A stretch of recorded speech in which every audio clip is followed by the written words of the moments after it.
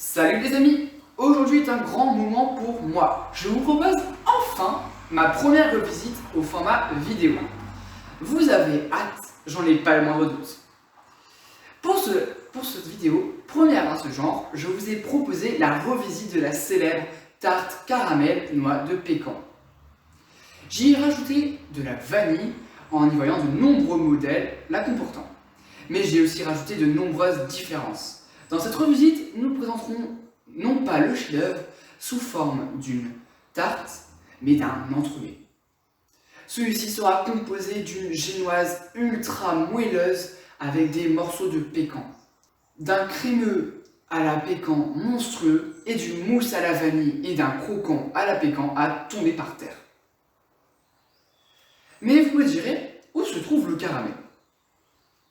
J'ai alors enrobé l'entremets avec un magnifique glaçage miroir au caramel et déposé par-dessus 2 chocolats garnis au caramel.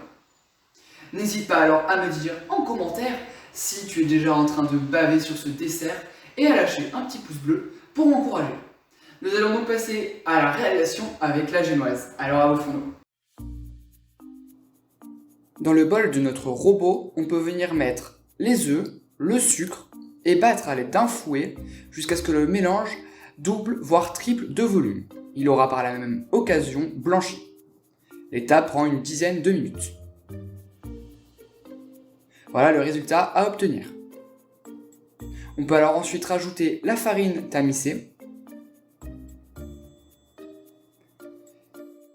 et mélanger délicatement à l'aide d'une maryse en faisant des gestes de bas en haut afin d'éviter de faire retomber le mélange.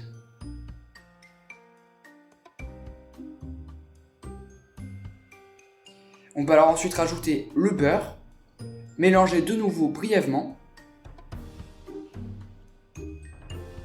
avant d'étaler la préparation sur un tapis rectangulaire en silicone de 20 cm par 40 cm. On peut alors rajouter ensuite des noix de pécan légèrement concassées et enfourner la génoise à 160 degrés durant 10 minutes. À sa sortie, on la laisse refroidir et on y détaille des cercles de 8 cm de diamètre avant de les réserver dans une boîte hermétique afin d'éviter qu'ils ne sèchent. Tout d'abord, on vient réhydrater la gélatine. Dans une casserole, on verse la crème, le lait et le praliné pécan. On porte le tout à ébullition et une fois celle-ci atteinte, on peut recouvrir la casserole d'un couvercle. Dans un saladier, on verse les jaunes et le sucre et on mélange le tout pour que le mélange blanchisse. Comme ici. On peut alors verser la crème, mélanger de nouveau pour homogénéiser la préparation et la verser de nouveau dans la casserole. On la porte alors à 83 degrés pour une crème anglaise ou jusqu'à ce qu'elle nappe la cuillère, c'est-à-dire qu'on puisse passer un doigt sur la spatule et que la marque reste bien nette. Une fois que c'est le cas, on peut alors la verser dans un récipient à haut fond, y rajouter la gélatine et mixer le tout à l'aide du mixeur plongeant.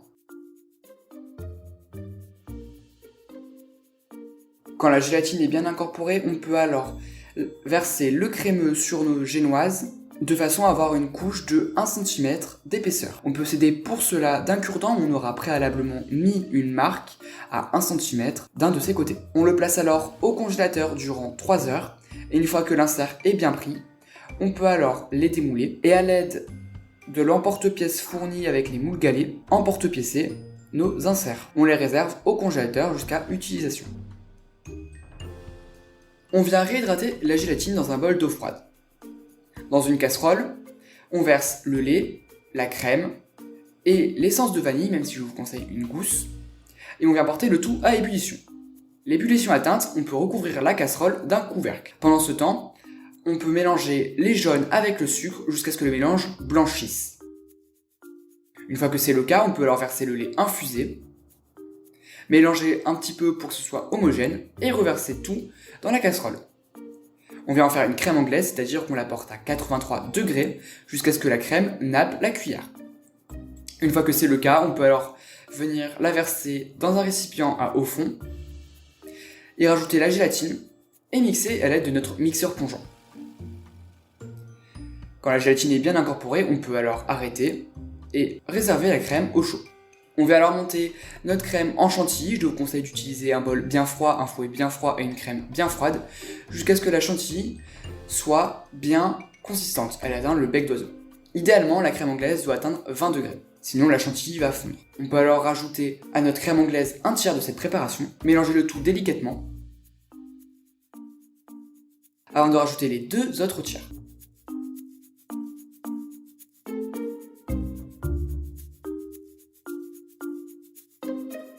Quand la mousse est bien homogène, on peut alors rajouter notre mousse dans nos galets et en remplir les 2 tiers.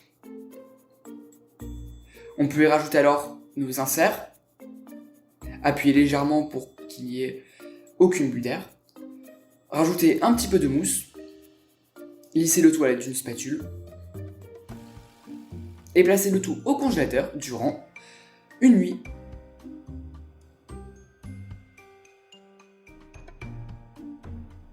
Dans un récipient, on vient verser tous les ingrédients.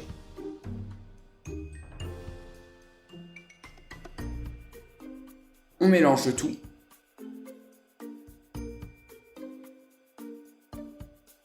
Et c'est déjà prêt. On peut alors verser la préparation entre 2 feuilles de papier sulfurisé, l'étaler sur 0,5 cm d'épaisseur et la placer au frais durant 1 heure. À sa sortie, on peut alors détailler à l'aide de notre emporte-pièce galet des croustillants et les réserver au frais jusqu'à utilisation.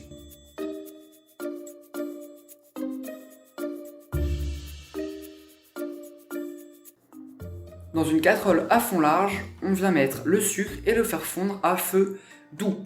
Cela permettra d'éviter de mélanger le sucre en pleine cuisson. On sort alors la casserole du feu, on rajoute la crème pour stopper la cuisson. La crème doit être bien chaude pour éviter que le sucre cristallise et on mélange le tout. Une fois le mélange bien homogène comme ici, on peut alors rajouter le beurre, toujours hors du feu.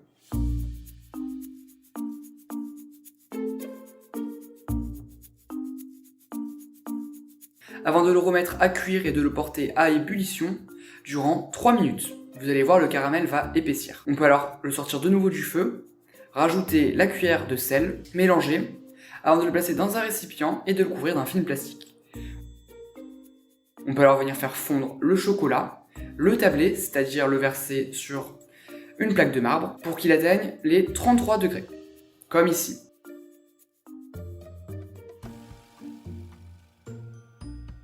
On peut alors verser notre chocolat sur nos moules, les remplir entièrement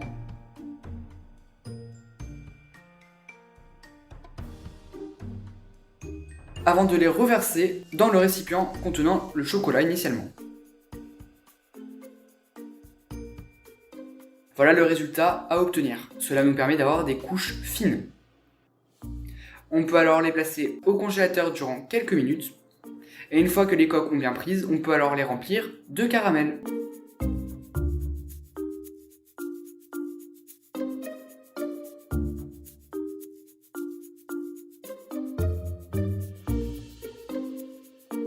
On recouvre de nouveau de chocolat.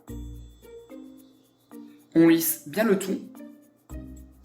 Et on place durant 1 heure au congélateur jusqu'à ce que les chocolats ont bien pris. Vous allez voir, quand vous les démoulez, vous aurez juste à taper et les chocolats, s'ils sont bien durs, ils tomberont tout seuls.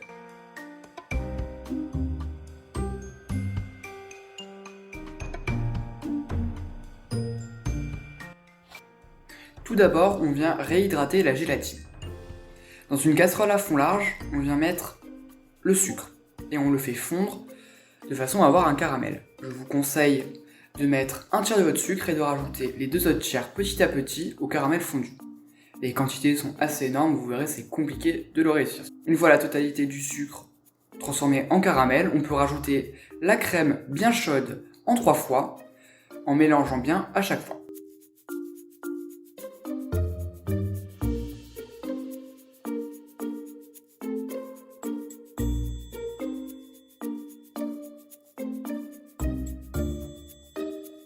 On obtient un caramel très liquide, bien brillant. On peut alors le sortir du feu et le mettre dans un récipient à haut fond et rajouter la gélatine, mixer à l'aide du mixeur plongeant pour bien l'incorporer et lisser le glaçage.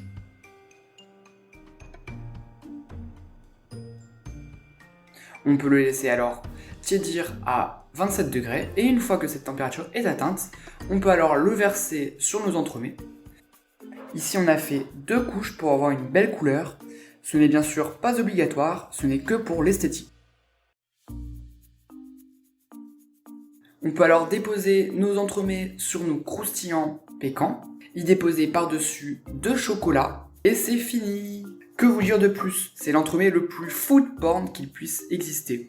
On ressent bien la pécan, les morceaux de pécan, le caramel et la vanille. C'est un vrai délice. Le tout est très léger, le sucre est pas trop présent, franchement les pesées sont en parfait accord. Un vrai chef-d'œuvre, je ne m'attendais pas à ce que ce soit aussi bon du tout. Alors si cette vidéo t'a plu, n'hésite pas à t'abonner à mon compte Instagram, à liker la vidéo, et à t'abonner à mon compte YouTube en activant la petite cloche. Tu peux aussi me dire en commentaire ta pensée, tes idées, et la nouvelle revisite que tu voudrais que je te propose. Moi je te dis à bientôt!